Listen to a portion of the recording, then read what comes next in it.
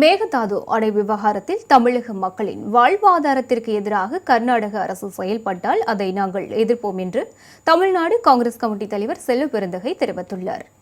முன்னாள் பிரதமர் பண்டித ஜவஹர்லால் நேருவின் 62வது நினைவு நாளை முன்னிட்டு சென்னை சத்தியமூர்த்தி பவனில் அலங்கரித்து வைக்கப்பட்டிருந்த அவரது திருவுருவப் படத்திற்கு தமிழ்நாடு காங்கிரஸ் கமிட்டி தலைவர் செல்வ பெருந்தகை மலர் தூவி மரியாதை செலுத்தினார்.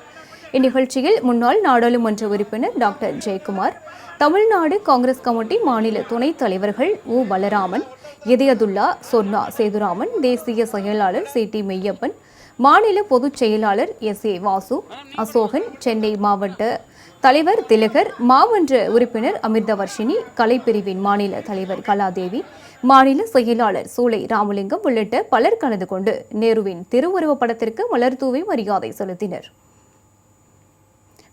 மேகதாது விஷயத்துல எங்களுடைய தமிழ்நாடு காங்கிரஸ் கமிட்டியுடைய முடிவு தமிழ்நாட்டு மக்களுக்காக, தமிழ்நாட்டு மக்களுடைய வாழ்வாதாரத்திற்கு எதிராக கர்நாடக அரசு செயல்பட்டால் நாங்கள் அதை எதிர்ப்போம். தமிழ்நாட்டு மக்களுக்காக தான் தமிழ்நாடு காங்கிரஸ் கமிட்டி இருக்கிறது. ஆகவே கர்நாடகா காங்கிரஸ் கமிட்டி எதை செய்தாலும் தமிழ்நாடு காங்கிரஸ் கமிட்டி அதை ஏற்றுக்கொள்ளும் என்று பொருள் கிடையாது. இதை கடுமையாக கண்டித்திருக்கிறோம், எதிர்க்கிறோம்.